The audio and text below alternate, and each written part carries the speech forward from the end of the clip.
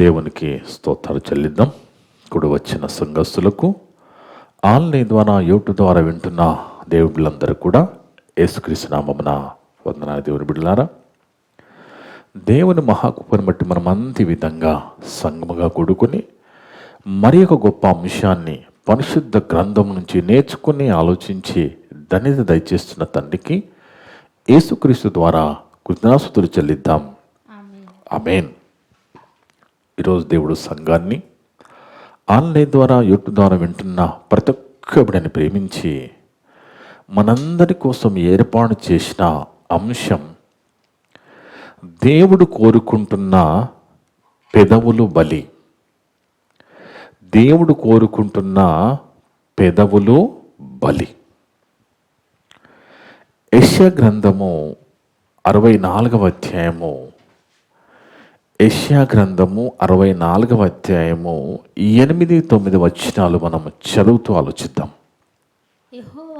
యెహోవా నీవే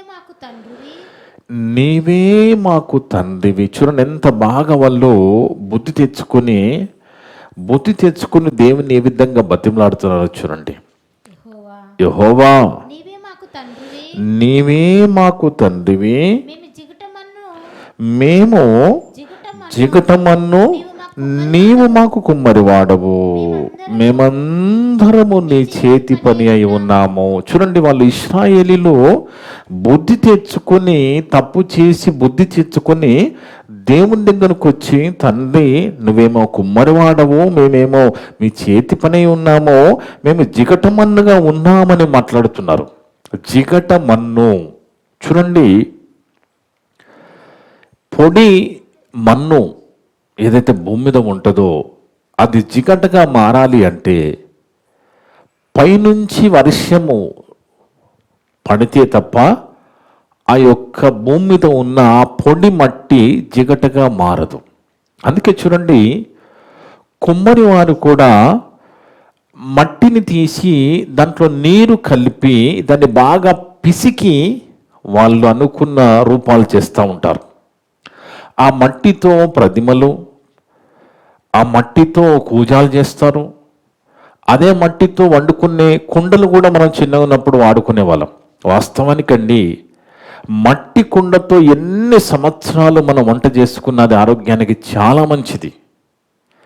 చిన్నగా ఉన్నప్పుడు అలాంటి కుండల్లో చేపల కూర చాలా రుచిగా వస్తుందని చెప్తూ ఉంటారు. కానీ ఇప్పుడంతా కూడా అల్యూమినియం వచ్చేసింది. అల్యూమినియం అనేది ఆరోగ్యానికి అస్సలు మంచిది కాదట. ఈ అల్యూమినియం వంట పాత్రల వలన మనకి మతిమరుపు కూడా వస్తుందట. దేవుని వల్లరా. అందుకే ఈ అల్యూమినియం పాత్రలు వాడినప్పుడు మనకి కొన్ని రకరకాల రోగాలు కూడా వస్తాయని చెప్తున్నారు. కానీ చిన్నగా ఉన్నప్పుడు మట్టి పాత్రలే వాడేవాళ్ళు. అదే వీళ్ళు అంటూ ఆ జిగటమన్ను ఏమంటున్నారు, మేము యెహోవా నీవే మాకు తండ్రివి, దేవా నువ్వు మాకు తండ్రివి, నువ్వేమో దేవుడము, మేమేమో జిగటమన్ను మట్టితో చేయబడిన వారము, నీవు మాకు కుమ్మరి వాడవు, మేమందరము నీ చేతి పని అయి ఉన్నాము, నీ చేతులతో మేము చేయబడి ఉన్నాము తండ్రి, నువ్వే మాకు దేవుడవు కదా, మాకు నువ్వు కుమ్మరివి అంటూ, యెహోవా అత్యధికంగా కోపపడకము, మేము చేసిన దోషమును నిత్యము జ్ఞాపకము చేసుకొనుము అని బతిమలాడుతూ ఉన్నారు దేవుని. మేము చేసిన దోషమును నిత్యము జ్ఞాపకము చేసుకొనకుము అని, చిత్తగించుము, చూడుము, దయచేయము, మేమందరం నీ ప్రజలమే కదా తండ్రి, మేము నీ ప్రజలము, నువ్వే మాకు దేవుడము, మాకు తండ్రివి కదా అని వాళ్ళు బుద్ధి తెచ్చుకొని మాట్లాడుతూ ఉన్నారు. దేవుణ్ణి బతిమలాడుతూ ఉన్నారు. దేవుని వల్లరా బాగా ఆలోచించండి, దేవుణ్ణి బతిమలాడుతూ ఉన్నారు అంటే మనం గమనిస్తే దేవుని వల్లరా ప్రజల యొక్క అలవాట్లు, ప్రజల యొక్క ఆహారపు అలవాట్లు మరి కాలానుగుణంగా మారిపోయాయి. ప్రజల పరిస్థితులు కూడా మారిపోయాయి. అసలు ప్రజలు ఎలాగ తయారైపోయారంటే ఆఖరికి వ్యభిచారం కూడా తప్పు కాదనే పరిస్థితులకు వెళ్ళిపోయింది లోకం. ఏంటంట? వ్యభిచారం కూడా తప్పు కాదు. ఏమో ఏ పరిస్థితుల్లో వ్యభిచారం చేస్తున్నాడు అన్నట్టుగా మాట్లాడుతున్నారు. అంటే చూడండి, చట్టాలు ప్రభుత్వాలుకి చెప్పింది, అంటే చట్టాలు కూడా ప్రజలకు నచ్చినట్టుగా ఉండాలనే విధంగా పరిస్థితులు తయారైపోయాయి. అందుకే చూడండి, ఓట్లు మనం వేస్తే రాజకీయ నాయకులు గెలుస్తారండి. మనం మళ్ళా ఓట్లు వేయాలంటే మనకేమిష్టం అదే వాళ్ళు చేయాలనుకుంటున్నారు. అందుకే ప్రజలకి ఏమిష్టమో అది చేస్తే మళ్ళా మమ్మల్ని గెలిపిస్తాననే పరిస్థితులకు వెళ్ళిపోయారు నాయకులు కూడా. అందుకే చూడండి, ఈ మధ్య కోళ్ళ పంద్యాలు అనేటివి ఒకప్పుడు ఎక్కడో ఖాళీ ప్రదేశాల్లో, ఖాళీ స్థలాల్లో ఉండేవట. ఇప్పుడు మెయిన్ రోడ్లకి పెట్టి ఎల్ఈడి స్క్రీన్లు పెట్టి నడిపించారట. ఎల్ఈడి స్క్రీన్లు పెట్టి నడిచిందంట చూడండి కోళ్ళ పంద్యాలు. అంటే ఈ ప్రభుత్వాలు, చట్టాలు కూడా ప్రజలకు అనుగుణంగా ఉండాలనే పరిస్థితులకు వెళ్ళిపోయాయి. అంటే ఈ ప్రభుత్వము, చట్టాలు మమ్మల్ని ఏమనొద్దు, మాకు నచ్చిన విధంగానే అవి ఉండాలనే పరిస్థితులకు ప్రజలు వెళ్ళిపోయారు గనక ఈరోజు వ్యభిచారం అనేది కూడా తప్పు కాదనే పరిస్థితులకు లోకం వెళ్ళిపోయింది. అందుకే కాపురాలు నిలవడం లేదు. ఈ మరి ఫిలిం స్టార్స్ అయితే డైవర్స్ చేసుకోవడం, ఇంకొకరు చేసుకోవడం, డైవర్స్ చేయడం, ఇంకొకరు చేసుకోవడం అని వాళ్ళు మాదిరిగా ఉండే పరిస్థితి నుంచి ఎలా ఘోరంగా తయారైపోయిందో లోకము చూస్తుంటే దేవుని వల్లరా, ఇక మంచి రోజులు, మనం చూస్తామని రోజులు అలాంటి దినాల్లో కనబడడం లేదు.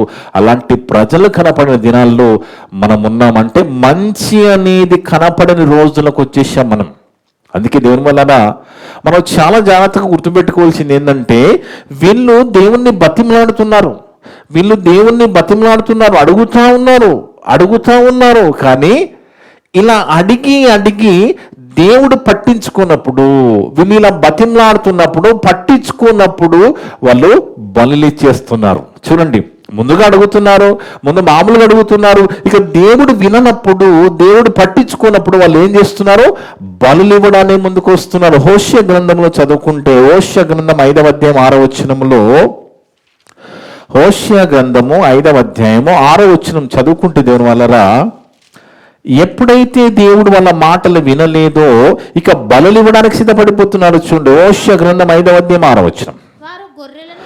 వారు గొర్రెలను ఎడ్లను తీసుకుని యెహోవాని వెతకబోదురు, కానీ ఆయన వారికి తన్ను మరుగు చేసుకున్నాను. చూడండి, ముందేమో సాధారణంగా అడుగుతున్నారు, ఇక దేవుడు విననప్పుడు ఏం చేస్తున్నారు? బలులు ఇవ్వడానికి సిద్ధపడుతున్నారు. గొర్రెలను, ఎడ్లను బలి ఇవ్వడానికి సిద్ధపడుతున్నారు. దేవునికి కావాల్సింది బలులు కాదు. దేవుని వలరా, దేవునికి కావలసినది బలులు కాదు. ఆ జంతువులు ఏం చేసేయండి? పాపం చేసింది మనిషి కదా. పాపము మనిషి చేస్తే అవెందుకు బలి కావాలి? అర్థం చేసుకోండి కదా. బలి అవెందుకు కావాలి? అవేం చేయలేదు కదా. అలాగే వీళ్ళు ఏం ఆలోచిస్తున్నారంటే, ఇక దేవునికి బలులు ఇస్తే సమాధాన పడిపోతాడు, మా మాటలు వింటాడు, మా ప్రార్థన వింటాడు అన్నట్టుగా వీళ్ళు బలి ఇవ్వడానికి వచ్చినప్పుడు దేవుడు పక్కన పెట్టేశాడు. చూడండి, అక్కడ రాస్తున్నాడు, వారు గొర్రెలను ఎడ్లను తీసుకుని యెహోవాను వెతకబోదు, కానీ ఆయన వారికి తన్ను మరుగు చేసుకున్నందున వారికి కనబడకుండును. దేవునికి కావాల్సింది జంతువుల బలులు కాదు, ఎడ్ల బలులు కాదు, గొర్రెల బలులు కాదు. మనుషులు రావాల్సింది పశ్చాత్తాపం అనేది. దేవుడు పశ్చాత్తాపాన్ని కోరుకుంటున్నాడు. కాబట్టి దేవుడి బలులను బట్టి దేవుడు స్వీకరించడు, వాళ్ళని అనుమతించడు. కానీ వాళ్ళు ఏమనుకుంటున్నాడు? బలిచ్చేస్తే అయిపోతుంది, ఇక మనం అలాగే పాపాలు చేసుకోవచ్చు, బలిచ్చుకుంటే వెళ్ళిపోవచ్చు అనే ఆలోచన వాళ్ళు బలిచ్చిన కానీ దేవుడు పట్టించుకోవడం లేదు. దేవుని వలన అందుకే మనం బాగా ఆలోచించాలి. ఎందుకంటే ఆ కాలం నుంచి ఈ కాలం వరకు కూడా దేవుడు ఎంత గొప్పవాడు, ఆయన శక్తి సామర్థ్యాలు ఎంత గొప్పవనేది ఎవరికి కూడా అర్థం కావడం లేదు. ఎందుకంటే దేవుడు ఎంత గొప్పవాడంటే వెలుగునే వస్త్రముగా ధరించుకునేవాడు. సూర్యుని మనం చూడగలమా? సూర్యుని మనం చూడలేం కదా. అలాంటి సూర్యుని నుంచి వచ్చే వెలుగుని వస్త్రముగా ధరించుకున్న గొప్ప దేవుడు ఆయన. అదే రాస్తున్నాడు కీర్తనకారుడు. కీర్తన గ్రంథములో 104వ అధ్యాయం 2వ వచనములో, కీర్తన గ్రంథము 104వ అధ్యాయం 2వ వచనం చదువుకుంటే దేవుని వల్లరా, వస్త్రము వలె వెలుగును నీవు కప్పుకొని ఉన్నావు. చూడండి, మనమేమో సూర్యున్నే చూడలేము కదా. ఆ సూర్యుని వెలుగు ఎంత భయంకరంగా ఉంటుందండి. అసలు మనం తలెత్తి కూడా చూడలేని అంత వెలుగు ఉంటుంది. కానీ అంత పెద్ద సూర్యుని వెలుగు ఈ విశ్వములో ఆ కాంతి కిరణము భూమి మీద పడడానికి ఎంత సమయం పడుతుంది తెలుసా అండి? ఇంత పెద్ద విశ్వములో అంత పెద్ద సూర్యుని యొక్క ఆ కాంతి కిరణము భూమి మీద పడడానికి కేవలం భూమి మీదకి రావడానికి, అంటే భూమికి చేరడానికి కేవలము 8 నిమిషాలు 20 సెకండ్లు వచ్చేస్తుందట. కేవలం 8 minutes 20 seconds భూమి మీదకి వచ్చేస్తుంది. అంత శక్తి గల ఆ వెలుగుని దేవుడు వస్త్రంగా ధరించుకుంటున్నాడట. అదే రాస్తున్నాడు అక్కడ, వస్త్రముల వెలుగును నీవు కప్పుకుని ఉన్నావు, తెరను పరిచినట్టు ఆకాశ విశాలమును నీవు పరిచి ఉన్నావు. అంత గొప్ప దేవుడైన, అంత గొప్ప శక్తి సామర్థ్యం కలిగిన దేవుని దగ్గర బలులిస్తే ఒప్పుకుంటాడా? పశ్చాత్తాపం అనేది రాకుండా, నువ్వు సాధారణంగా అడిగేసి మార్పు చెందకుండా, పశ్చాత్తాపడకుండా బలులిస్తే దేవుడు పట్టించుకోడు. అందుకే ఆనాటి నుంచి ఈనాటి వరకు దేవుణ్ణి చిన్నవాడిగానే చూస్తున్నారు, కానీ ఆయన చాలా శక్తి సామర్థ్యాలు గలవాడు. ఇంకెంత గొప్పవాడు చూడండి. అదే కీర్తన గ్రంథం 139వ అధ్యాయంలో, కీర్తన గ్రంథము 139వ అధ్యాయము 12వ వచనంలో ఎంత గొప్ప దేవుడు చూడండి. దేవుని వల్లరా ఎంత గొప్ప దేవుడు. చీకటి దేవునికి చీకటి కాదు, మనకి చీకటి. మనకి చీకటి అండి, ఆయనకి చీకటి కాదు. ఆయనకి చీకటి మరి పగలనేది ఉండదు. వెలుగునే వస్త్రంగా ధరించుకున్న దేవుడు చీకటి ఆయనకి చీకటిగా ఉండదట. చీకటి ఆయనకు చీకటి ఆయనను నీకు చీకటి కాకపోవును, రాత్రి పగటి వలె నీకు వెలుగుగా ఉండును. చీకటియు వెలుగును నీకు ఏకరీతిగా ఉన్నాయి. ఎంత గొప్ప దేవుడు చూడండి, ఎంత గొప్ప శక్తి సామర్థ్యాలు కలిగిన వాడు. ఆయనకి చీకటి చీకటిలాగా లేదు, వెలుగు వెలుగులాగా లేదు. వెలుగునే వస్త్రంగా ధరించుకున్న మన తండ్రి అయిన దేవుడు ఆయన గొప్ప దేవుడు, ఎంతో శక్తి సామర్థ్యాలు కలిగిన దేవుడు. అందుకే దేవుని వలన మనము నీతిమంతులని బాధ పెట్టకూడదండి. నీతిమంతుల్ని, మంచి సేవకుల్ని కూడా మనం ఏమనకూడదు. నిజంగా వాళ్ళు మంచి సేవకులుగా నీతిగా సేవ చేస్తున్న వాళ్ళని కూడా మనం ఏమనకూడదు. ఎందుకంటే నీతిమంతుల్ని మనం ఏమన్నా అంటే వాళ్ళని చాలా ఇబ్బంది పెట్టినట్టు బైబిల్ చెప్తుంది. ఒకసారి చూద్దాము. సామెత గ్రంథము 17వ అధ్యాయం 26వ వచనములో, సామెత గ్రంథము 17వ అధ్యాయము 26వ వచనము చూడండి. ఎంత మంచిగా రాస్తున్నాడు ఇక్కడ దేవుడు అంటే, నీతిమంతులను దండించుట న్యాయము కాదట, అది వారి యథార్థతను బట్టి మంచి వారిని హతము చేయడమే. నీతిమంతులను దండిస్తే వాళ్ళని హత్య చేసినట్టు. అందుకే నీతిమంతుల్ని మనం ఏమనకూడదు. నిజంగా వాళ్ళు నీతిగా బతుకుతున్న వాళ్ళని ఏమనకూడదు.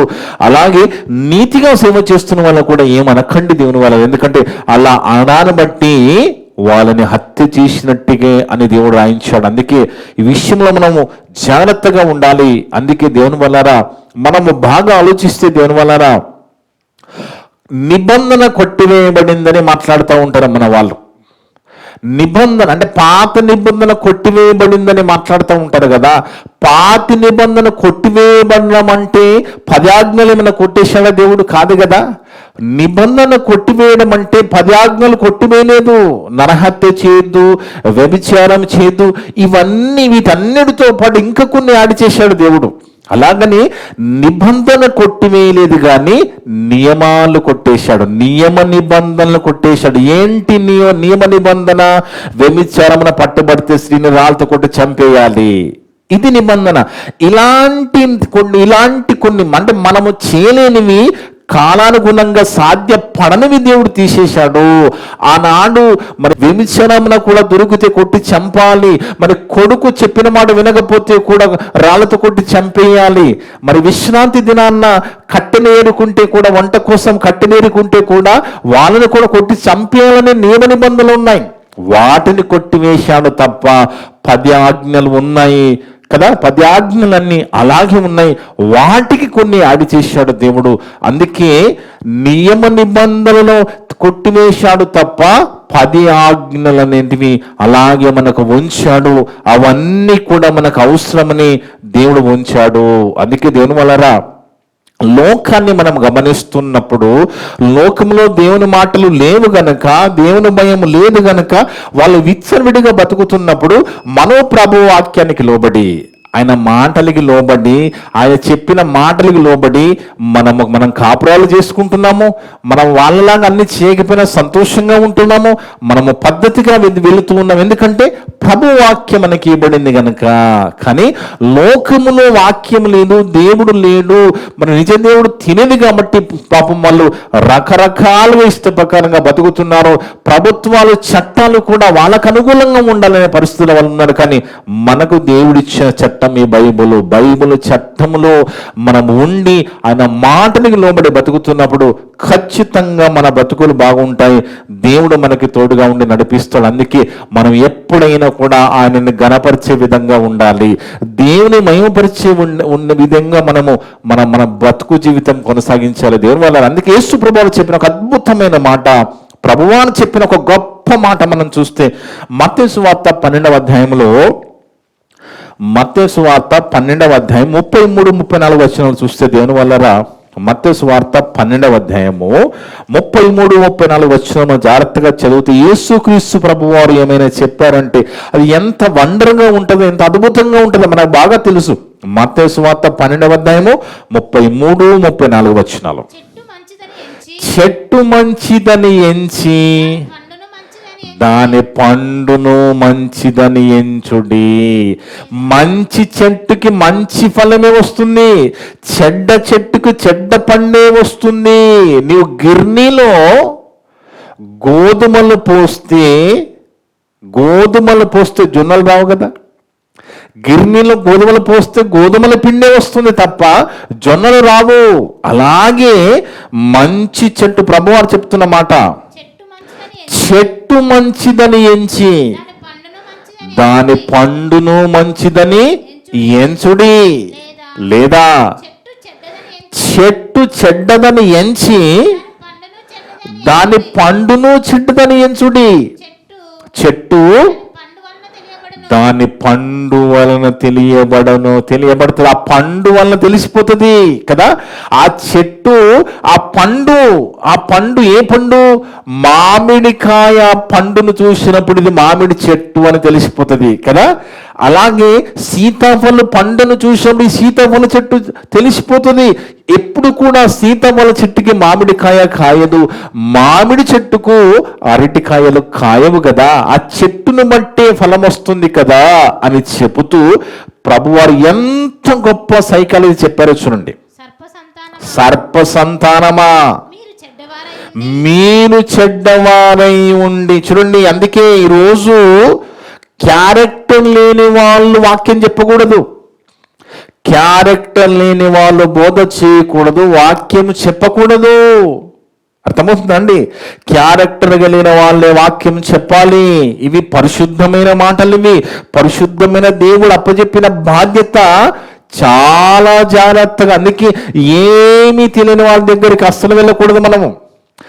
ఏమీ తెలియని వారి దగ్గరికి మనం వెళ్ళకూడదు. దేవుని విషయంలో చాలా జాగ్రత్తగా ఉండాలి. కానీ వాక్యము తెలియని వాళ్ళ దగ్గరికి చాలా మంది వెళుతూ ఉన్నారు. కానీ ఖచ్చితంగా వాళ్ళ ఆత్మీయ జీవితము నష్టపోతుంది, ఖచ్చితంగా వాళ్ళు నష్టపోయే వాళ్ళే. అందుకే ఇక్కడ ఏమంటున్నాడు?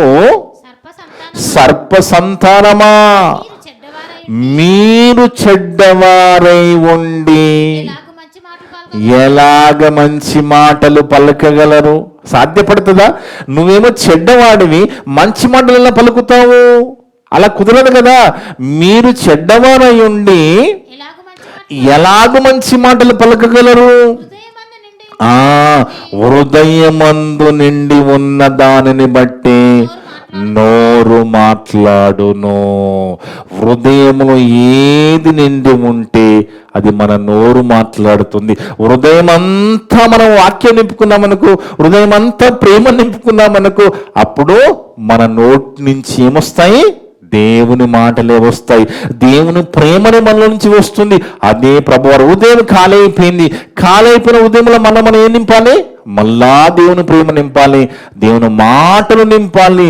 అందుకే హృదయమును బట్టి, హృదయంలో ఏముందో హృదయమందు నిండి ఉండు దానిని బట్టి నోరు మాటలాడును కదా.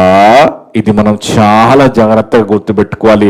అందుకే క్యారెక్టర్ లేని వాళ్ళు బైబిల్ చెప్పకూడదు అంటే చెప్పొచ్చు అనే వాళ్ళు కూడా ఉన్నారు. ఏమో ఆయన ద్వారా ఏం మాట్లాడిస్తాడు అని ఏం మాట్లాడిస్తాడు? హృదయంలో ఏముంటే అదే కదా. నీ క్యారెక్టర్ సరిగా లేనప్పుడు వాక్యం ఎలా చెప్తావు?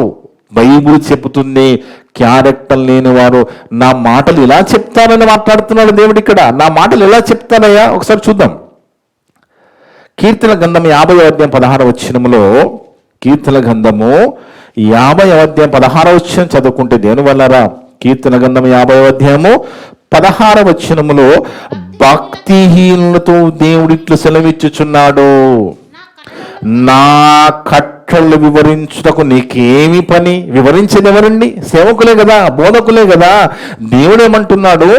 భక్తిహీనులైన సేవకులతో, భక్తిహీనులతో దేవుడు సెలవిచ్చుచున్నాడు, నా కట్టడలను వివరించుటకు నీకేమి పని? నా నిబంధన నీ నోట వచించదవేమి అంటే దాని అర్థం ఏంటి? చెప్పొద్దనే కదా. అందుకే చెప్పేవాని సేవకుల క్యారెక్టరు కూడా చాలా బాగా ఉండాలి. అందుకే మనము దేవుని విషయంలో చాలా జాగ్రత్తగా ఉండాలి. ఎందుకంటే దుష్టుడు ఎన్నో రకరకాలుగా మాయం చేస్తూ ఉంటాడు. అందుకే దేవుడు చెప్పిన ఒక మాట ఏంది అంటే, పైనేమో గొర్రె చర్మం, పైననేమో గొర్రె చర్మం, లోపట తోడేలు.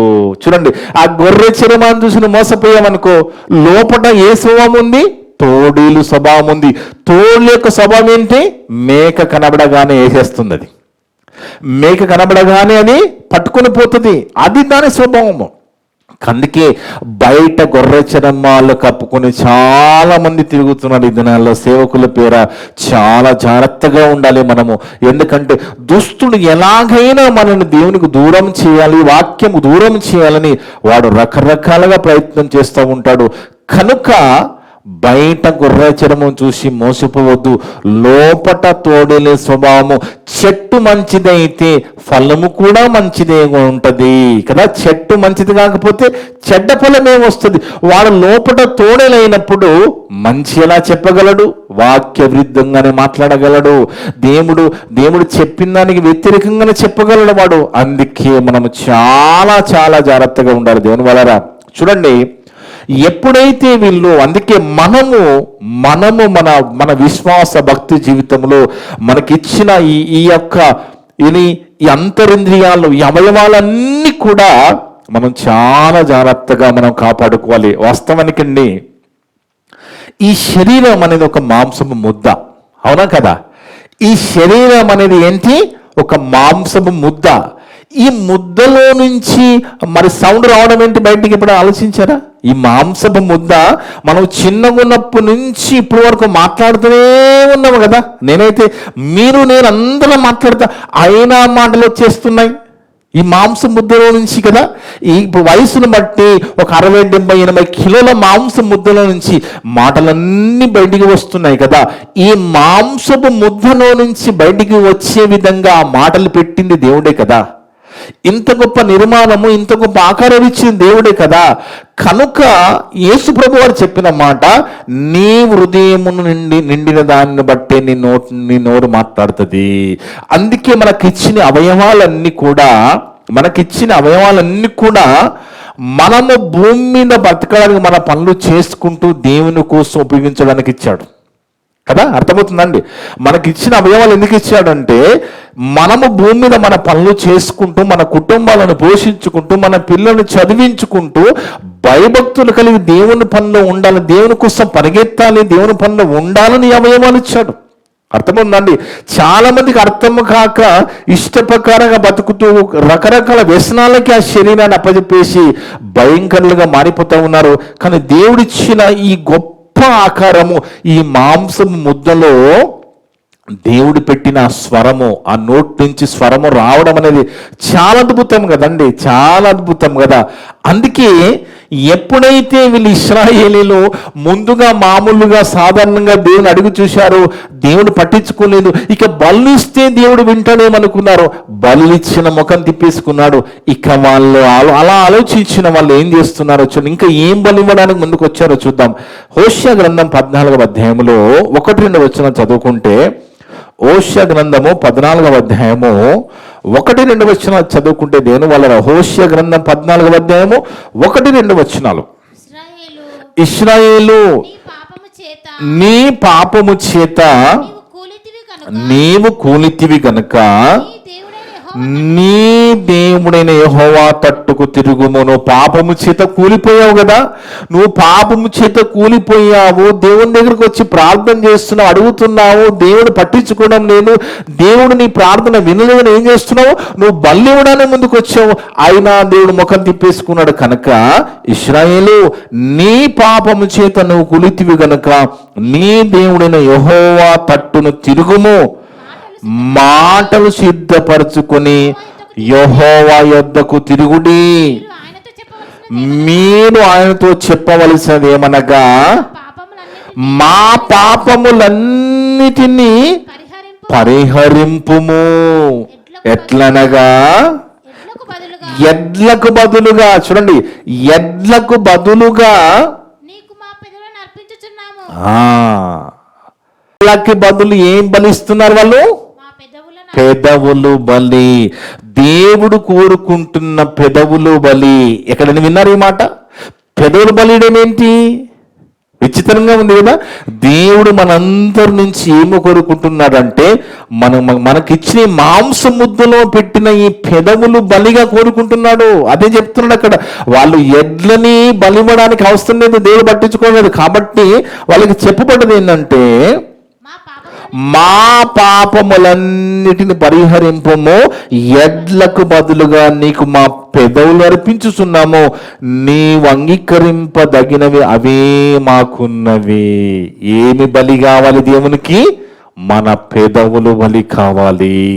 పెదవులు ఒక్కటే బలిస్తే సరిపోతుందా? లోకంలో మనకి ప్రభుత్వాలు, పెద్దలు, మరి మేధావులు కొన్ని నేర్పించారు కదా. చెడు 3 కోతులు బొమ్మ పెట్టి నేర్పించారు కదండి. 3 కోతుల బొమ్మ ఏం చెప్తుందండి? చెడు వినవద్దు, చెడు చూడవద్దు, చెడు మాట్లాడవద్దు. చాలా బాగుంది కదా, చాలా బాగా చెప్పారు. అది చాలా గొప్ప మాట అది కదా. చెడు వినవద్దు, చెడు చూడవద్దు, చెడు మాట్లాడవద్దు అని మనకు నేర్పించారు కదా. ఇక్కడ పెదవుల బలి దేవుడు కోరుకుంటున్నాడు. పెదవులు మాత్రమే బలిస్తే సరిపోదు, కండ్లు చాలా విచిత్రమైనవి. ఈ కండ్లు చాలా ప్రమాదం మనకి.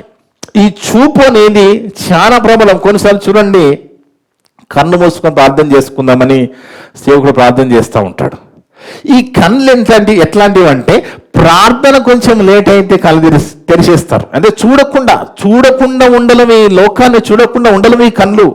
ప్రార్థన కొంచెం దీర్ఘ ప్రార్థన అయింది అనుకోండి, ఇమీడియట్ కళ్ళు తెరిచి, అంటే ఎప్పుడు చూడాలనే విధంగా ఉంటుంది. అందుకే కళ్ళు నోటిని అదుపులో పెట్టుకోవాలి, పెదవులు దేవునికి బలిగా ఇవ్వాలి. బలిగా ఇవ్వడం అంటే, నేనైతే నా పెదవులు దేవునికి బలిగా ఇచ్చాను, నేను కాపరిగా సేవకునిగా నా పెదవులు దేవునికి బలి ఇచ్చాను, మేము మెప్పించడానికి కాదు, నేను దేవునికి బలిగా ఇచ్చాను. ఎందుకు? ఈ పెదవుల నుంచి అబద్ధం ఆడకుండా ఉండడానికి, ఈ పెదవులతో దేవుని మాటలు చెప్పడానికి, ఈ పెదవులతో దేవుని స్తుతించడానికి నా పెదవులను దేవునికి సమర్పించుకున్నాను. మీరు కూడా మీ పెదవులను సమర్పించుకోకపోతే ఇమీడియట్గా దేవునికి సమర్పించుకోండి. దేవుడు కోరుకుంటున్న బలి మన పెదవుల బలి.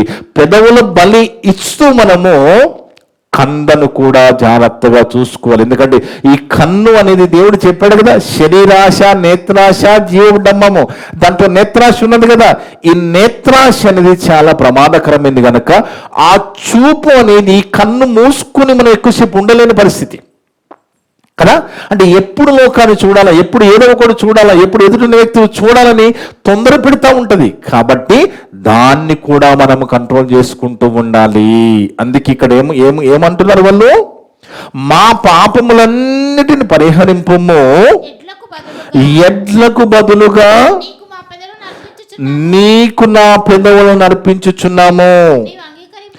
నీవు అంగీకరింపదగిన అవి మాకున్నవి. దేవుడు మనందరి నుంచి ఆనాడు ఇశ్రాయేలు నుంచి ఈరోజు మనందరి నుంచి కోరుకుంటున్న బలి పెదవుల బలి. పెదవుల బలి, పెదవుల బలి అంటే ఆ పెదవుల ద్వారా వ్యర్థమైన మాటలు రాకుండా, బూతులు రాకుండా, ముసలమ్మ ముచ్చట్లు పెట్టుకోకుండా, అబద్ధాలు చెప్పకుండా ఆ పెదవులతో దేవుని స్తుతించడము, ఆ పెదవులతో ప్రార్థన చేయడము, ఆ పెదవులతో దేవుని ఆరాధించడం, ఆ పెదవులతో దేవుని మాటలు చెప్పడం, ఇవి దేవుడు కోరుకుంటున్న బలులు. పెదవుల బలి అంటే ఇది దేవుని వలరా. అందుకే చూడండి, చిన్న పిల్లలకి చిన్న పిల్లలు ఉంటారు కదా క్లాసుల్లో, వాళ్ళకి బలి నేర్పిస్తారంటే అందరూ నోటి మీద నిలేసుకొని రండి అనగానే వాళ్ళు ఇలాగ పెట్టుకుని వచ్చేస్తూ ఉంటారు లైన్ కట్టి కదా.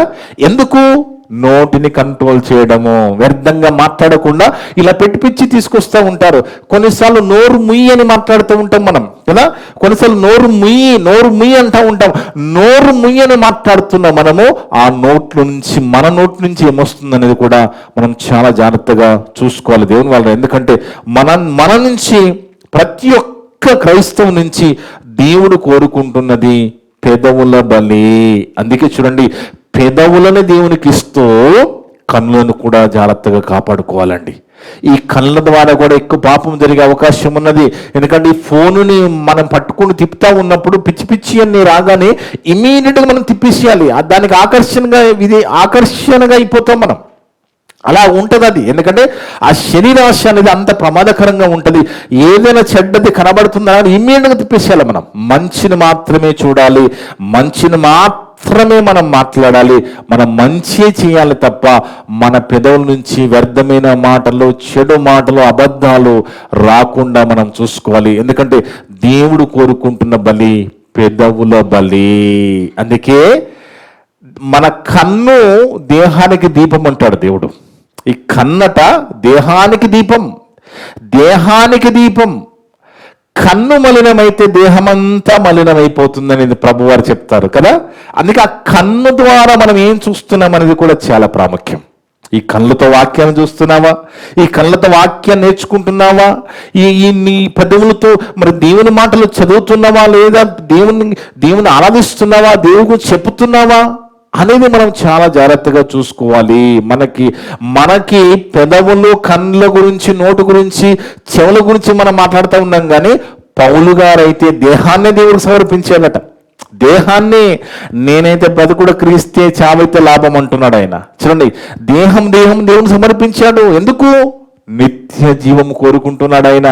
నిత్య జీవం కావాలని కోరుకుంటున్నాడు కాబట్టి నేనైతే బ్రతుకుడు క్రీస్తే చావైతే లాభం. మరి మనకొద్ద పరలోకం, మనకు కూడా స్వర్గం కావాలి కదా, మనం కూడా దేవుని లోకం చేరాలి కదా.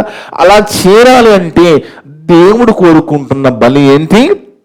పెదవుల బలి. అందుకే చూడండి, నీ పాత నిబంధనలో హత్య చేస్తేనే నేరమన్న దేవుడు, పాత నిబంధనలో హత్య చేస్తే నేరమన్న దేవుడు క్రొత్త నిబంధనకు వచ్చే సమయానికి నీ శత్రువును ద్వేషిస్తే కూడా నువ్వు నరహంతకుడు అన్నాడు. అర్థమవుతుందండి? పాత నిబంధనలు హత్య చేస్తే నరహంతకుడవు, కొత్త నిబంధనలు శత్రువు ద్వేషిస్తే కూడా నరహంతకుడవే. మారిపోయింది చూడండి, నిబంధన మారిపోయింది. నియమ నిబంధన తీసేసిన దేవుడు క్రొత్త నిబంధన ఇంకా కొంచెం కఠినతరం చేశాడు, ఇంకా కొన్ని యాడ్ చేశాడు. ఒకసారి చూస్తే 1వ యోహాను పత్రికలో ఉంటుంది చూడండి. అది 1వ యోహాను పత్రిక 3వ అధ్యాయంలో 16వ వచనం అనుకుంటాను. 1వ యోహాను పత్రిక 3వ అధ్యాయము 14వ వచనం అమ్మ. మనము సహోదరులను ప్రేమించుచున్నాము గనక మరణములో నుండి జీవములోనికి దాటి ఉన్నామని ఎరుగుదుము. ప్రేమ లేనివాడు మరణమందు నిలిచి ఉన్నాడు. తన సహోదరుని ద్వేషించువాడు నరహంతకుడు. ఎందుకు ద్వేషిస్తే నీ సహోదరుని వ్యర్థుడా అంటే నువ్వు తీర్పులోకి వచ్చేస్తావంటుంది వాక్యం, కొత్త నిబంధన. నీ సహోదరుని వ్యర్థుడా అంటే నువ్వు తీర్పులోకి రావాల్సి ఉంటది. ఇక్కడ ఏమంటున్నాడు? ఇక్కడ తన సహోదరుని ద్వేషించువాడు నరహంతకుడు. ఏ నరహంతకుని యందు నిత్య జీవముండదని మీరెరుగుదురు. నువ్వు ద్వేషిస్తున్నావంటే నరహంతకుడుగా మారిపోతున్నావు దేవుని దృష్టిలో. లోకంలో బాగానే ఉంటాం, లోకంలో పగ ఉంటే ఇంకా వాడు వచ్చి ఇంకా పగ పెంచుతాడు, వాడు ఇంకా 4 మాటలు చెప్పి పగని ద్వేషాన్ని పెంచేస్తాడు. కానీ దేవుని చట్టములో నీ సహోదరి నువ్వు ద్వేషిస్తున్నావంటే దేవుడు నిన్ను నరహంతకుడుగా చూస్తున్నాడు, నరహంతకురాలుగా చూస్తున్నాడు. అందుకే చెప్పేశాడు, ఏ నరహంతకుని యందు నిత్య జీవం ఉండదని మీరు ఎరుగుదురు అంటున్నాడు. అందుకే దేవుని వల్ల ఒక గొప్ప భక్తుడండి ఆయన యోబు గారు. ఆయన యోబు గారు ఏం చేస్తున్నారంటే తన కన్నులతో నిబంధన చేసుకుంటున్నారట. కన్నులతో నిబంధన మీరు ఎప్పుడైనా చేసుకున్నారా? మనం చేసుకోవాలి. మన పెదవులతో, కన్నులతో, మన చెవులను కూడా ఏది పడితే వ్యర్థమైన మాటలు వినకుండా జాగ్రత్త పడాలి. ఈ భక్తుడు ఏం చేస్తున్నాడు చూడండి. చివరిగా యోబు గ్రంథం 31వ అధ్యాయం 1-2 వచనాలు చూస్తే, యోబు గ్రంథము 31వ అధ్యాయము 1-2 వచనాలు చూస్తే, దేవుని వల్లరా నేను నా కన్నులతో నిబంధన చేసుకొనుచున్నాను. చూడండి ఆయన ఎంత గొప్ప భక్తుడు. చూడండి ఆయనట కన్నులతో నిబంధన చేసుకుంటున్నాడు. ఏమని? కన్యకను నేను ఎలాగు చూస్తాను, నేను కన్యకను చూడను అని నిబంధన చేసుకుంటున్నాడు. కన్యకను ఎలాగు చూతును, అలాగు చేసిన ఎడలా పరమందున్న దేవుని ఆజ్ఞ ఏమైపోతుంది? ఉన్నత స్థలములో ఉన్న సర్వశక్తిని స్వాస్థ్యం ఏమైపోతుంది? ఎంత గొప్ప భక్తుడు చూడండి. కనులతో నిబంధన, పెదవులతో నిబంధన, చెవులతో నిబంధన. ఎందుకంటే అన్ని రెండే ఉంటాయి కదా. ఇవి కనులు ఎన్ని ఉంటాయండి? కనులు 2 ఉంటాయి కదా, చెవులు 2 ఉంటాయి, పెదవులు కూడా 2 ఉంటాయి. చూడండి వీటన్నిటితో నిబంధన చేసుకోవాలి, ఇవన్నీ కంట్రోల్ చేసుకోవాలి మనము. పెదవులు 2 ఉంటాయి కింద పైన, పెదవులు 2, చెవులు 2, కళ్ళు 2 ఉంటాయి కదా. వీటన్నిటితో నిబంధన చేసుకోవాలి. ఈ కింద ఉన్న పదం పైకి తాగకపోతే స్వరం రాదు కదా. అందుకే దేవుడు ఇంత గొప్ప ఈ మాంస ముద్దలో ఇంత గొప్ప ఆశ్చర్యకరమైన సౌండ్ని పెట్టాడు కదా. స్పీకర్లు ఏమైనా ఉన్నాయా? మైకులు ఉన్నాయా? మరి ఇలా వస్తుంది వాయిస్ బయటికి, ఇలా రాగలుగుతుంది అంటే చూడండి దేవుడు మనకి ఎంత అద్భుతంగా ఈ ఆకారాన్ని ఇచ్చాడంటే, ఈ ఆకారముతో మనము ఆయన కోసం బ్రతకాలి, ఆయన కోసం పరిగెత్తాలి, ఆయన పనులు చేయాలి. మన పనులు ఆయన చూసుకుంటాడు, ముందు ఆయన పని మనం చేయాలి. ఎందుకంటే వాక్యం అదే నేర్పిస్తుంది. మనం ఆయన కోసం పరిగెత్తేవారిగా ఉన్నప్పుడు మనకి ఎప్పుడేం అవసరం ఆయన చూసుకుంటాడు. మనకంటే మనకి ఏం అవసరం ఆయనకి బాగా తెలుసు మనకంటే. అందుకు ఒక మాట చివరిగా రోమాపత్రికలో చూస్తే దేవుని వల్లారా, రోమాపత్రిక 6వ అధ్యాయము 13వ వచనము, మరియు 12 కూడా చదమ్మా, 12-13. కాబట్టి శరీర దురాశలకు, చూడండి ఆశ వేరు దురాశ వేరు. శరీర దురాశ, ఆశ ఉండొచ్చు, దురాశ ఉండకూడదు, అత్యాశ ఉండకూడదు కదా.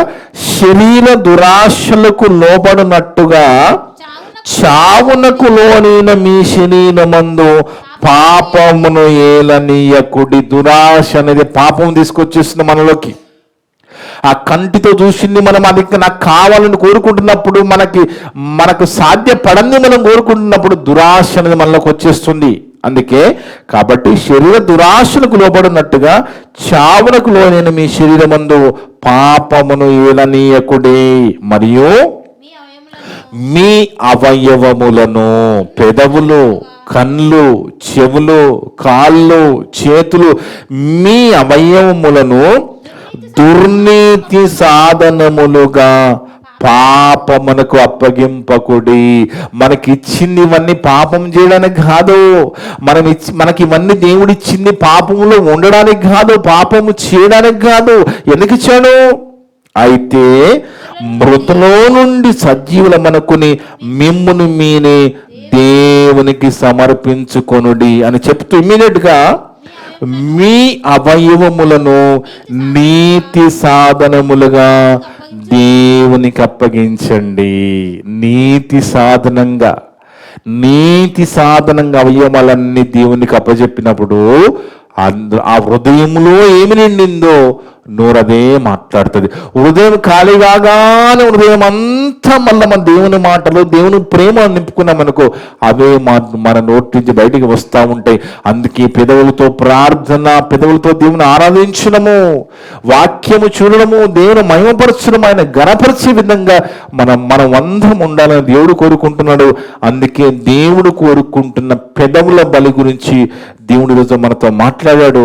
ఎందుకంటే కొంతమంది ప్రార్థన చేస్తూ ఉంటారు సంఘాల్లో, బయట ప్రార్థన మొదలు పెడతారండి.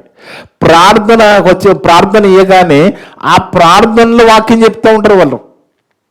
ఆ ప్రార్థనలో వాక్యం చెప్పడం కాదు, ప్రార్థన అంటే ప్రార్థనలాగానే ఉండాలి. కొంతమంది ప్రార్థన కూడా వాక్యం చెప్పుకుంటూ వెళ్ళిపోతూ ఉంటారు, చాలా సమయం తీసుకుంటారు. అలా కాదు, ప్రార్థన అంటే ప్రార్థనలాగానే ఉండాలి. వాక్యం చెప్పడం వేరు, ప్రార్థన చేయడం వేరు. అందుకే ప్రతి విషయంలో మనకు అవగాహన ఉండాలి. మనమంతా కూడా దేవుని వైపు పరిగెత్తే విధంగా ఉండాలి.